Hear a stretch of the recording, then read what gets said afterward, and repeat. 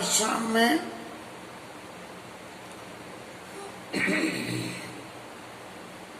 भरद्वाज ऋषि से याज्ञवल्क्य जी कह रहे हैं कि मैं भगवान राम के गुणों की चर्चा अब आपसे करूंगा और उस चर्चा को सुनने के लिए आपको सादर उसका सुनना पड़ेगा।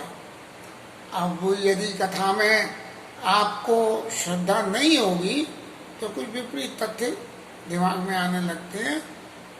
भवभंजन रघुनाथ, इस संसार के दुखों को नाश करने वाले भगवान राम ही है। इसलिए तुलसीदास जी अपने मन से कहते हैं कि भज तुलसी तज मान मद, अपने मान को, अपने अभिमान को और अपने मद को छोड़ के उनका भजन करो। अब इस कथा में आगे चलेंगे तो सबसे पहले नारद बाबा की कथा से शुरुआत होती है। भगवान की कोई भी कथा शुरू होने से पहले यदि भगवान के भक्तों की कथा पहले हो जाती है तो उनकी कथा पहले होने से भगवान को बहुत सुख होता है और भगवान को बहुत ही अतिशय प्रिय लगता है कि देखो मेरे से पहले भक्तों की मोई भगत प्रिय संतत और सावधान सुन काय वचन मन मम पद और करे सिय चल अनुराग। काकभूषण जी महाराज को जिस वक्त भगवान राम अपने बाल स्वरूप में उपदेश कर रहे थे तो उन्होंने कहा मोई भगत प्रिय संकट, कंटिन्यूअसली लगातार मेरे को अपने भक्त प्रिय हैं और काय वचन मन ममपद कर से अचल अनुराग, तो जो है उनके चरणों में मन वचन और कर्म से प्रेम को रखे। और हमारे कन्हैया लाल ने भी किसी भगत ने पदों में लिख दिया, मैं भक्तन को दास भगत मेरे मुकुट मणि।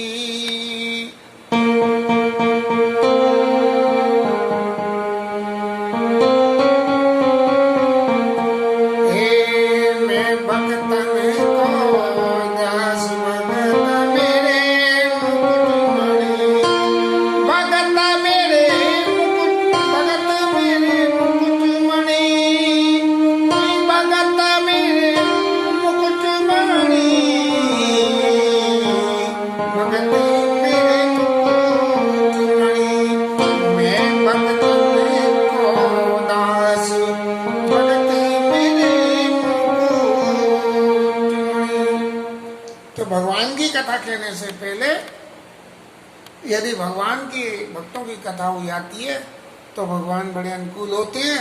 इसलिए गोस्वामी जी ने और याज्ञवल्क्य ऋषि ने और महादेव बाबा ने और काकभूषण जी महाराज ने सबसे पहले नारद जी की कथा कही। नारद जी भगवान के परम भक्त हैं जो हर वक्त भगवान की शरण रहते हैं। भगवान के नारद बाबा कैसे भक्त हैं, जिन्हें बोलते हैं भोले भगत। भगत कैसे, क्या बल तो है उनका, लेकिन जब उनका बल काम नहीं आता है तो बल उनका काम नहीं आ रहा हो तो कुछ ना कुछ ऐसी रामलीला कर देते हैं कि उसके चक्कर में ठाकुर जी को फिर उनके पीछे माया लगानी पड़ती है। भोले जी इतने भोले हैं कि ये तो समझते ही नहीं है कि ये कर क्या रहे हैं, और जब ये कर क्या रहे हैं ये नहीं समझते हैं तो इन्हें समझाने के लिए माया ही पीछे लगानी पड़ेगी। तो इस चरित्र में भी ऐसा ही स्वरूप है और जिसका मूल पाठ कहता है हिमगिरी गुआ एक अति पावनी वह समीप सुरसरी स्वावनी आश्रम परम पुनीत सुहावा और देख देव ऋषि मनाति वावा निरख सैर साला विपिन विभागा और भयऊ रमापति पद अनुरागा सुमिरत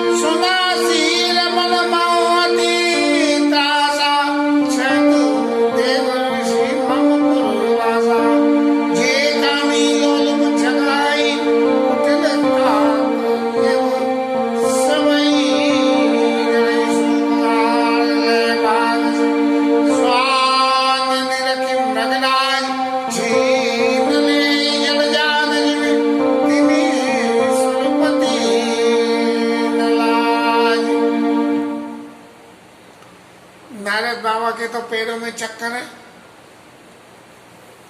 और वो किसी भी स्थान पे एक जगह थोड़ी ज्यादा देर नहीं रुक सकती है। ये उनको नारद जी को शाप है, क्योंकि नारायण नारायण करना है और भगवान ने ये शाप के रूप में वरदान दे दिया कि महाराज आप सब इधर की उधर उधर की इधर करते हो, सबके कल्याण के लिए दुनिया भर की बातें करते हो। अब जीव का कल्याण तो जीव चाहे जब तो होगा और नहीं चाहे तो नहीं हो पाएगा। तो आप जब वहां जाओगे ज्यादा देर रुकोगे तो इतनी ज्यादा शिक्षा दे दोगे कि उसका पालन करना ही मुश्किल हो जाएगा। तो साफ दे दिया कि यदि मेरे नाम का स्मरण करोगे तो वहां रुक सकते हो और नहीं तो नहीं रुक सकते हो, एक जगह पे ज्यादा देर नहीं रुक सकते हो। ऐसे ही घूमते पड़ते हुए हिमाचल पर्वत की गुफा में चले गए। बड़ा पुनीत आश्रम था, पास में गंगा महारानी बह रही थी और उसको देख के, ऐसा सुंदर आश्रम देख के उनके मन में भगवान की याद आई और आके सहज विमल मन लागी समाधि और झट जो है आसन लगा के बैठ के नारायण नारायण नारायण समाधि लग गई उनकी। अब नारायण नारायण समाधि लग गई तो महाराज को, नारद बाबा को ये कहाँ होश के वो अब कहाँ बैठे हैं और क्या कर रहे हैं। हमारे शंकर बाबा भी यही करते हैं कि हाल समाधि लग जाती है, जैसे ही भगवान के नाम का स्मरण होता है सो ही उन्हें समाधि लग जाती है। नारद बाबा को भी भगवान के नाम का स्मरण होते ही उनकी समाधि लग जाती है। हम लोग गृहस्थी जीव अपनी संतति के बारे में उनके गुणों की जरा सी भी चर्चा करें तो हमारे चित्त में एक ही बात आ जाती है, देखो वो फलाना हमारा बच्चा ऐसा है ऐसा। ऐसे ही भगवान के प्रति जिनके चरणों में, जिनके मन में अनुराग होता है, वो भगवान की चर्चा आते ही उनकी उसमें समाधि दे रहे। मुनि गति देख सुरेश दिराना काम ही बोले कीन सन्माना। और नारद बाबा की देख के स्थिति के, अरे जी तो बड़ी कड़वी तपस्या में लग गए, जबकि वो तो सहज स्वभाव से ही लग रहे थे, लेकिन कड़वी तपस्या में लग रहे हैं तो जरूर इनके मन में कोई ना कोई नारद बाबा के मन में बात होगी, तभी तो ये ऐसी कर रहे हैं। तो उन्होंने कहीं कहीं ऐसा तो नहीं है कि नारद बाबा भोले भगत हैं और हवाल ठाकुर जी आ जाए बोले महाराज ऐसा करो कि मुझे तो इंद्र पद दे दो तो मेरी गद्दी छिन जाएगी। क्योंकि नारद जी ने जब कामदेव महाराज पधारे हैं और कामदेव महाराज ने उनकी तपस्या भंग करने की कोशिश करी और भंग नहीं हुई। अब नारद बाबा ने जो है उस तपस्या को, उनकी तपस्या भंग नहीं हुई, ये सोच के बड़े प्रसन्न हो रहे थे। यही कथा आगे आ रही है। तो मुनि गति देख सुरेश दिराना काम ही बोले सीन शर्मा सहित सहाय जाय मम हेतु चले ऋषिया जलचर केतु। वो कामदेव महाराज जी अपनी सहायक सब ग्रुप को लेके और चल दिए। और कैसे क्या सुना श्री मन तितासा छत देव ऋषि मम पुरवासा, मेरे पुर में वास करना चाहते हैं इंद्रपुरी में। यदि हम इसको ढंग से विचार करें तो नारद बाबा ठहरे सन्यासी बैरागी आदमी और इंद्रपुरी तो जो है भोग की नगरी है और भोग की नगरी में माँ आ जाएंगे तो सब उनकी नारद बाबा की तपस्या भंग हो जाएगी। और फिर नारद बाबा तो देवताओं के लिए काम करते हैं, देवताओं की विपत्ति आई तो उनके लिए झट भागदौड़ शुरू कर देते हैं। जैसे कि लोग बाबा के बीच में एक एक मीडिएटर होता है और वो मीडिएटर करता है ऐसे ही मीडिएटर की तरह काम करने लगते हैं, राक्षसों को जाके उल्टी सीधी पट्टी पढ़ाए आते हैं कि तू पाप कर, और देवताओं से कहते हैं कि तुम ये काम करो। तो सुना श्री रमाहुआ ने पासा छत देव ऋषि ममपुर वासा, मेरे पुर में कहीं ये बसना तो नहीं चाहते हैं, बहुत दिन हो गए इन्हें भाग दौड़ करते करते, जे कामी लोग जगवाई कुटिल कहा के सभी डराई, कौए की तरह से कामी लोग जो है डरते रहते हैं, इनसे से ही डर रहे हैं। कौआ हर वक्त अपनी गर्दन को न्यो न्यो न्यो न्यो न्यो न्यो दिखाता रहता है कि कहीं ऐसा नहीं है मेरे ऊपर कोई हमला हो जाए। सू को हार ले भाग सद स्वान निरख मृगराज, छीन ले जन ज्ञान जीवित सुरपति ने लाज। इंद्र को इतनी बुरी भाषा में कुछ कहना, ये भी एक ग्रंथ में विशेषता ही है कि जैसे कुत्ता सूखी हड्डी ले जाए और चबावे और जे समझे कि जी मांस का लुतरा है तो उसके तालुए में से खून निकलता है, वो समझता है कि मांस में से खून निकल रहा है। तो और इतने में कोई आ जाए शेर बाबा, तो शेर को देख के ऐसा भागेगा कि कहीं मेरा मांस नहीं छीन ले। तो इंद्र महाराज की ऐसी स्थिति है, जरा भी कोई भगवान की तपस्या उसमें लग जावे तो इंद्र महाराज को हाल पेट का पानी हिल जाता है कि भाई कहीं ऐसा तो नहीं है कि मेरा आसन लेना चाह रहे हैं, क्योंकि कितने सहस्त्र यज्ञ करने के बाद में इंद्र आसन मिल जाता है। फिर एक टाइम बाउंड होने पर रिटायर हो जाते हैं, जैसे हमारे राष्ट्रपति प्रधानमंत्री रिटायर हो जाते हैं, ऐसे ही इंद्र भगवान भी रिटायर हो जाते हैं और फिर दूसरे आ जाते हैं। ऐसे आशमाए मदन जब गए और निज माया बसंत निर्मय, और जब कामदेव महाराज वहाँ पहुंचे हैं तो उन्होंने अपनी माया फैलाई है, दुनिया भर के फूल पौधे त्रिविध बयार काम कसान बढ़ावन हारी, काम की क्रियाओं को बढ़ाने वाली हवा चलने लगी, सुगंध होने लगी, और सब कर करा के जब कामदेव महाराज बहुत करके सब थक लिए, तब उनकी समझ में आई कि वही ये हम मेरा जादू तो कुछ चल नहीं रहा, तो अब क्या करना चाहिए। ये सहित सहित सहाय सभी अति, और अपनी सब पूरे जो उनका ग्रुप था, अपने उस ग्रुप के संग में सभी अति भयभीत हो गए। क्यों हो गए? क्या नारद बाबा तो कोई बात नहीं बाबा है, लेकिन वो बाबा कामदेव के पास गया तो उन्होंने तो जला के मुझे भस्म ही कर दिया था। अब कहीं नारद बाबा को भी गुस्सा आ गया तो क्या होगा। लेकिन संत को कभी क्रोध नहीं आता है, इसलिए नारद बाबा को जरा भी गुस्सा नहीं आया। और कामदेव महाराज ने क्या करा, गए से जाए मुनि चरण तब कई सुठी आरत वैन, और जाके उनके चरण पकड़ लिए और ऐसी विनय करने लगे कि महाराज कुछ भी करो मुझे बचाओ। क्यों? कि मैं शंकर जी के पास गया था तो उन्होंने भस्म कर दिया था, अब महाराज आप भस्म मत कर देना मुझे, क्योंकि तपस्या तो उनकी भी भंग करने गया था, तपस्या आपकी भी भंग करने को इंद्र ने भेजा है। लेकिन ये है नारद बाबा ने कही कि भयउ न नारद मन कछु रोषा, और कही प्रिय बचन काम परितोषा। और काम से लिए नारद बाबा के मन में गुस्सा नहीं आया, संत को गुस्सा क्रोध नहीं आता है। और कई प्रिय वचन काम पर तोषा, अरे काम देवता तुम्हारा तो काम ही ये है काम पैदा करना, और हमारा काम ये है काम से बचना, तो तुम अपना काम करो हम अपना काम करें। ठीक है, तुमने आके हमारे पैर पकड़ लिए तो हम तुम्हारे संग कुछ नहीं करते, तुम जाओ और मौज करो, दुनिया के संग में रमणते डोलो, हम जैसे के पास। मतलब कई प्रिय वचन काम पर तोषा, नाई चरण से राज भाई गए मदन तब सहित साई, अपनी पूरी सेना को लेकर, और कामदेव महाराज तो चले गए। अब जो भगवान के भोले भगत होते हैं उनकी क्या स्थिति होती है, इसका बिल्कुल प्रत्यक्ष चित्रण। जो भगवान के चतुर भक्त होते हैं, वो चतुर भक्त तो जैसे ही भगवान की कृपा मिलती है, और कृपा मिलते ही भजन करने लग जाते हैं और ज्यादा। और जो वो भोले भक्त होते हैं वो भजन करें नहीं करें, लेकिन जो उपलब्धि उन्हें होती है उसको विचार करने लगते हैं मन में कि देखो आज तो बड़ा अच्छा हुआ, हम भी जैसे ये कथा करते हैं और कथा करके कोई बहुत अच्छी बात निकल जाती है, पीछे दोपहर को कथा सुनते हैं और सुन के बड़ा अच्छा लगता है, तो चित्त यही विचार करने लगता है कि देखो ठाकुर जी की कैसी कृपा है, अरे बड़ी अच्छी कथा करी, बस उसी में ही रमणते रहते हैं, बजाय इसके कि हम कथा को और करना शुरू कर दें, बोले कथा तो कल ली होगी, ये नहीं होगी। तो भाई उन्हें नारद मन कर कछुरोषा कई प्रिय वचन काम पर तोषा, और फिर मनुष्यशीलता आपन करनी सुरपति सभा जाई तब बरनी। अब वो महाराज ने भजन में तो भोले भगत थे, सो भजन में तो मन लगा नहीं, सो इंद्र भगवान के ही पास सबसे पहले पहुंचे कि अरे इंद्र महाराज देखो सुनो, आज तो बड़ा बड़ा नाटक हुआ, ऐसी लीलाओं को तो हम भी अपनी करी हुई लीलाओं को सबको बखानते डोलते हैं। और जाकर कही कि आज तो महाराज कामदेव महाराज आए थे मेरे पास और उन्होंने जे नाटक करा वो नाटक करा और मेरे को कुछ नहीं हुआ।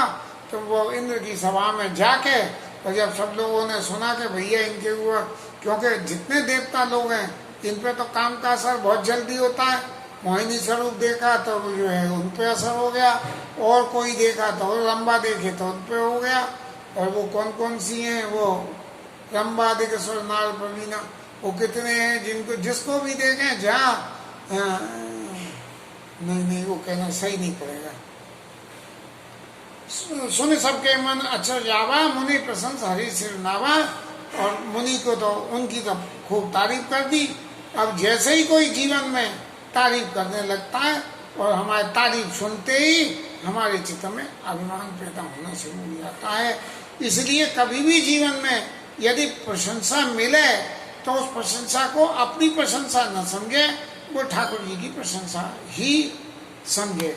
इस कथा के दौरान में कभी जो कुछ भी कह दिया जाता है तो मेरे चित्त में भी हमेशा यही भावना आती है कि भाई बोलने वाला तो ये मुँह जरूर है, लेकिन इस कथा को कहने वाला कोई और दूसरा ही है। तब नारद गबने शिव पाही और जिता काम अहिमिति मनमाई। अब नारद बाबा के मन में कहीं न कहीं अभिमान का तो प्रवेश हो गया, और अभिमान का प्रवेश होने से इंद्र की सभा में तो खूब मान मिल गया। सबों ने कही कि वाह भाई वाह, हम तो पछाड़ गए थे और तुम जीत गए उससे। तो ऐसा सुनते ही यहाँ अपनी तारीफ सुनी, नारद बाबा के मन में बड़ी खुशी हुई और उनके चित्त में अभिमान आ गया। और अभिमान आकर सबसे पहले मन में क्या आया कि मेरा कंपटीटर कौन है? बोले मेरे कंपटीटर तो महादेव हैं। तो बोले चलो वहीं चलो, उनके दरबार में ही अपनी राग अलाप के आमे कि आज हमने काम जीता, तुमने तो काम मारकूट के ठिकाने लगा दिया। अब उन्हें ये तो याद रही नहीं कि मारकूट के ठिकाने लगा दिया, तो उसे वरदान भी दे दिया था कि बिन बप व्यापी सवई पुनि सुनने की मिलन प्रसन्न, कि अब तू बिना शरीर के ही व्याप हो जाएगा। ये तो उन्हें नारद बाबा को याद रही नहीं कि बिना शरीर के ही आ जाएगा। भले ही मैंने माफ कर दिया, लेकिन फिर भी वो बिना शरीर के ही मेरे ऊपर हावी हो जाएगा। तब बाल चरित्र शंकर ही सुनाए, अति प्रिय जाने महेश सुखाए, और सबने जो है काम के चरित्र को शंकर जी को सुनाया। और शंकर जी ने ये समझ के कि नारद जी मेरे बहुत प्रिय हैं, मेरे छोटे भाई हैं, ब्रह्मा जी के छोटे बेटे हैं, ऐसा समझ के और उन्होंने अति प्रिय जान महेश सिखाए कि बार बिना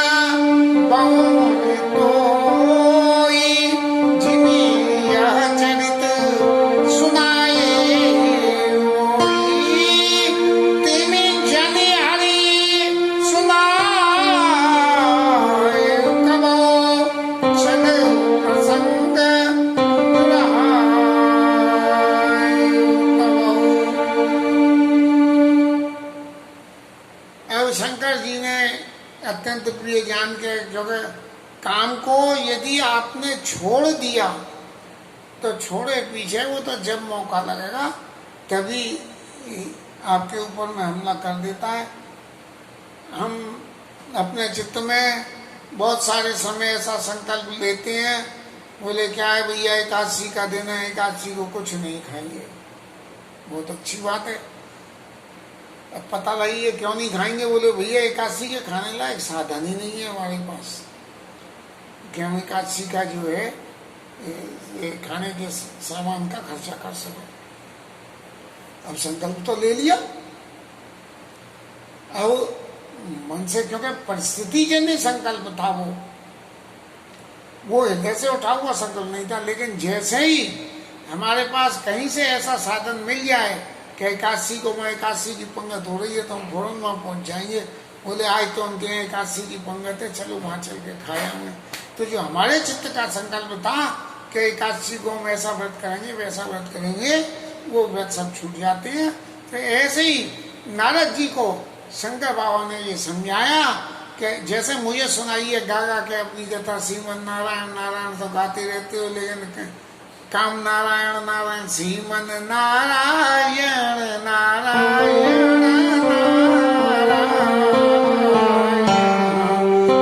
श्रीमन नारायण नारायण नारायण, काम नारायण नारायण नारायण। काम को भी जो है नारायण मान लेना, काम को कामदेव मत मानना। अति प्रिय जान महेश गाय बार बार मुनि मुनि तो ही जिम्या चैत सुनायु मोई, जैसे मुझे सुनाया है तिम जरी हरि सुनायु कबहू और चले प्रसंग दुरायु तबहू। यदि भगवान के सामने कभी ये प्रसंग भी चल जाए तो उसको छिपा कर देना, क्योंकि शंकर जी अच्छी तरह जानते हैं कि मेरे दिए हुए आशीर्वाद के कारण ये काम महाराज कभी भी नारद बाबा के ऊपर में हमला कर देंगे। अब काम क्रोध मद लोभ मत्सर ये तो सब किसी भी रूप में कामदेव महाराज ये सब उनकी काम की सब सहायता वाले हैं। जब कामना पूर्ति नहीं होती है तो दुनिया भर के अवगुण हमारे अंदर आ जाते हैं। तो इसलिए उन्होंने सिखाया कि भगवान के सामने यदि कभी भगवान कह दीजिए महाराज अरे नारद बाबा वो माँ कामदेव के संग कौन सी लीला हुई थी, तो बोले महाराज कुछ नहीं, सब तुम्हारी कृपा है, लीला कुछ नहीं हुई थी, आपने जो रची थी सो हो गई, और हो गई सो आई सो गई और काम खत्म हो गया। तो ये कह के भर संबुद्धि न उपदेश पर नहीं नारदई स्वाम भरद्वाज कौतुक सुनो हरीक्षा बलवान। अब शंकर जी ने तो नारद जी के लिए उपदेश करा था, लेकिन नारद बाबा को क्योंकि काम का जो बिना शरीर वाला स्वरूप है वो असर हो गया, और असर होते ही चित्त में अभिमान पैदा हो गया, इसलिए उनको वो नारद बाबा को वो शंकर बाबा का वो उपदेश अच्छा नहीं लगा। और फिर याज्ञवल्क्य ऋषि कहने लगे कि हे भरद्वाज जी अब आप सुनो कि भगवान की माया भले ही काम से आप जीत लो, लेकिन भगवान की माया कैसे कैसे जीवन में प्रपंच रची जाती है इसका आप विवरण प्रत्यक्ष में नारद बाबा के संग में देखना। भरद्वाज कौतुक सुनो हरि इच्छा बलवान, कि भगवान की इच्छा बड़ी बलवान होती है। भगवान की इच्छा क्या है? भगवान तिमि रघुपति निज दास कर हरे हरि मान हित लाग, उसके मान का हरण कर लेते हैं। कैसे? तिमि रघुपति निज दास कर हरे मान हित लाग, तुलसीदास ऐसे प्रभु कृष्ण भजे प्रभु त्याग। भगवान जी है अपने दासों का कैसे कि जैसे किसी बालक के जिमी शिशु तन में हो गुसाई और माँ तो चिराव कठिन की नाई। माता कड़ियों के बच्चे के शरीर में हुए फोड़े को डॉक्टर से चीरा लगवा देती है, बहुत कठिन हो गए। माँ तो चिराव कठिन जदपि प्रथम दुख पावई रोवई बाल अधीर, और व्यास व्याधि नाश हित जननी गणत न सोच सुपीर। बच्चे की रोने की पीड़ा को माता गिनती नहीं है। ऐसे ही भगवान जो है अपने भक्तों के हित के लिए, उनकी पीड़ा को नाश करने के लिए उनके पीछे माया लगा के और उनको मान अभिमान इन सब चीज़ों से मुक्ति करा देते हैं। चाहे थोड़ी देर के लिए उनकी उस माया के प्रभाव से उन भक्तों को कोई नए नए ऐसे आवेश आ जाए, जिस आवेश में वो जो भी लीला हो उस लीला के परिणाम को भुगतने के लिए खुद भगवान तैयार रहते हैं। भगवान इतने कृपालु हैं। ऐसे ही यदि जीवन में कोई अच्छा काम भी बन जाए तो ठाकुर जी की कृपा है, और अच्छा काम न बने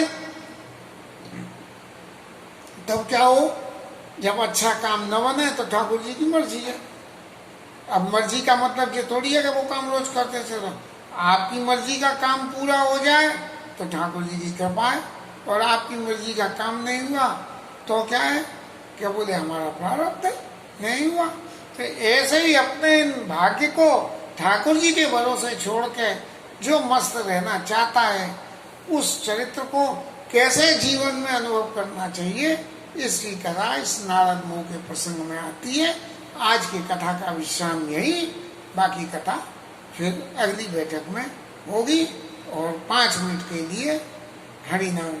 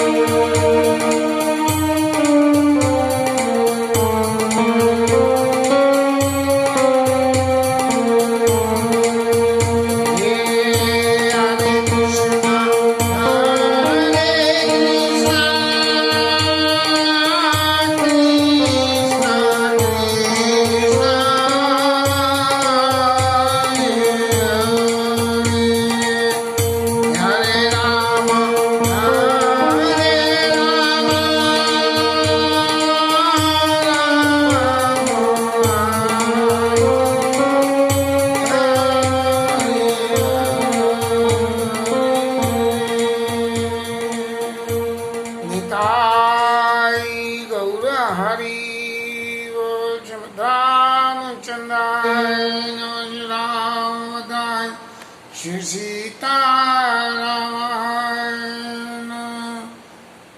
राजा रामचंद्र की जय, शंकर भगवान की जय, पवन सुत हनुमान की जय, कृष्ण कन्हैया लाल की। ओ नमः पार्वती। पति हर हर हर